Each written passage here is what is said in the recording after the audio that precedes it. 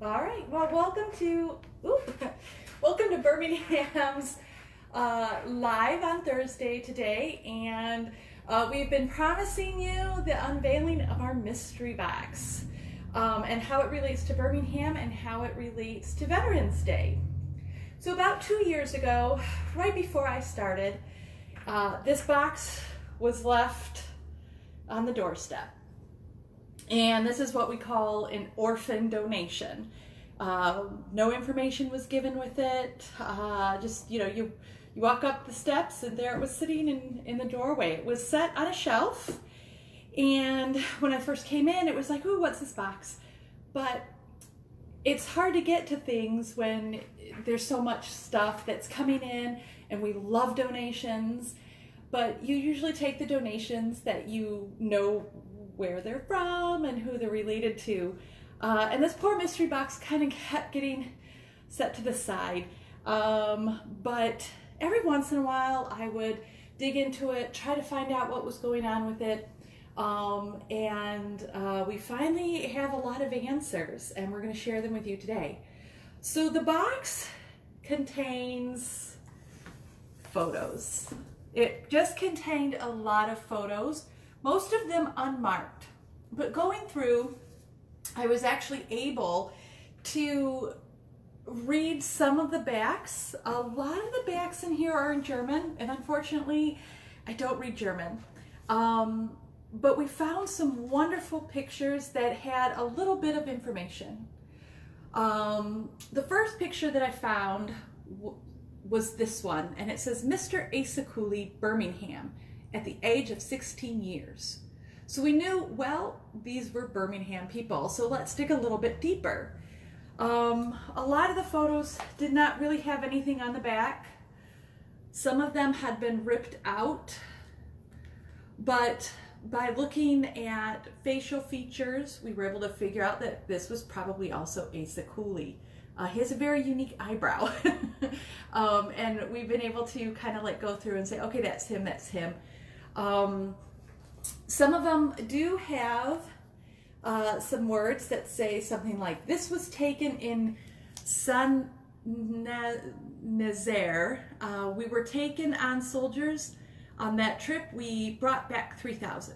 Well, that's pretty cool. I can figure out that somebody was in France during World War I, but it was hopefully Asa. There's very little other information on the pictures, so we kind of had to go with just the name Asa Cooley and the fact that he probably served in World War I. So again, when you don't have a lot of information, things get kind of like, well, we have to do an exhibit, we have to do this, we have to do that. So the box kind of got set aside for a little while. But one day I had some extra time, and over the course of a week or two, I was able to pull out a lot of information, which was really exciting. It turns out that, yes, Asa Cooley, Asa Del Cooley, was born on August 16th, 1895.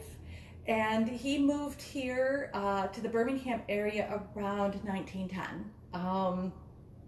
At the start of World War I, he enlisted August 7th, 1917. So he was quite young, and he enlisted as soon as the war here in America they started sending soldiers over. So he would actually join the Marines. And this is just a up close of some of those pictures. He joined the Marines, and the very first Marine roll in 1917 lists him in Company H, Marine Barracks, Paris Island. He was assigned to Company I, Marine Barracks, with remarks, Quantico, Virginia. We do have a letter home, and he tells his mom that he arrived safely in Quantico. And that postcard was 402 Hazel Street, Birmingham, to his mother. That house no longer exists. It is now the parking lot of Fred Lavery Range Rover. And it was between Palm and Elm, and of course Palm doesn't exist. The street doesn't exist anymore. It's kind of where new woodwork runs through now. So you can kind of get an idea where he lived. And we think that this was probably taken outside of his home here in Birmingham. And these were family members that we're not sure who they are. They haven't been identified, but we see those faces a few times more in several of the pictures that we have in the box. Now, he would actually end up in Supply Company 6 and be sent to France.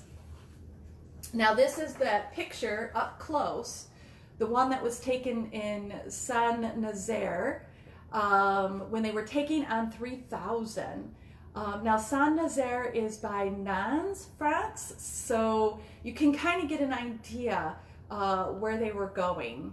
Now, we have another picture, and it's of the, I'm not sure, because I was never in the Navy, but it looks like the front of the ship, and it looks like this might have been after those 3,000 soldiers were picked up. As you can see, it's quite packed on that ship.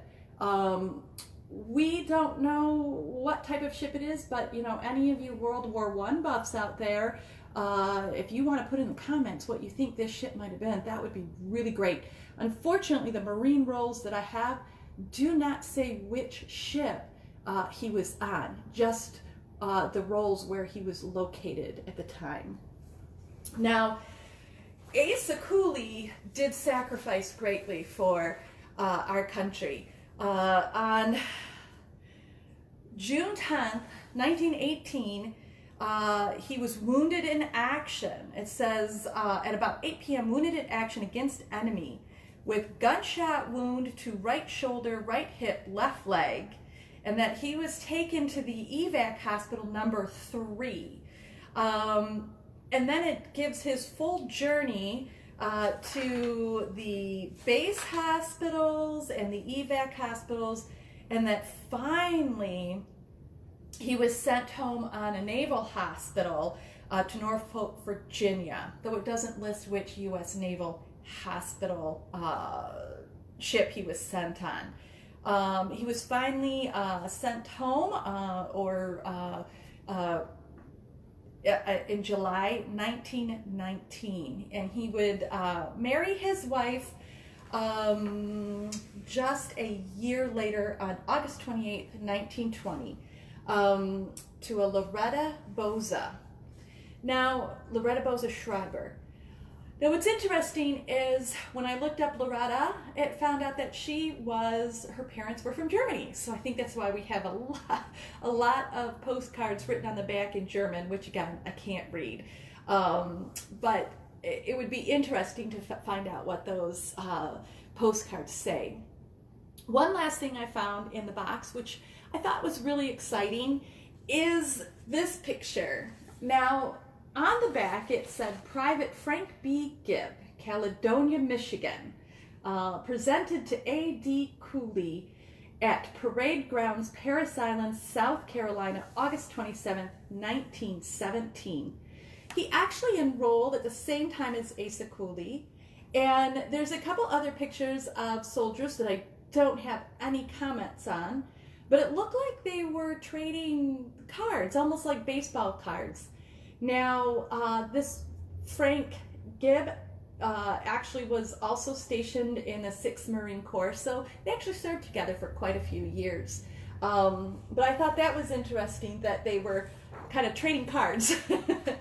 So we have learned a lot about Asa Cooley, but there's still a lot to learn in the box, because even though we have a few pictures with things on the back, we have a lot more that just don't have any information. So what I would like to do is I would like to call out help for this mystery box. If you know anything about the box, maybe you're the one who dropped it off on our porch, we would love to know more. Even if you don't know what was in the box, but you're the one that dropped it off, could you tell us where you found the box? That would be wonderful. Any information can help us find more about people. that's one sad thing about orphan boxes, is that they can contain some of the best information. But if we don't even have a clue as to where it came from, it's really hard to start. So even if you want to drop something off at the museum, as much information as you can give, that you know that you can give to us, would be wonderful. And for all of you history buffs out there, start writing names on the back of your pictures today, even if they're from last year's Christmas party.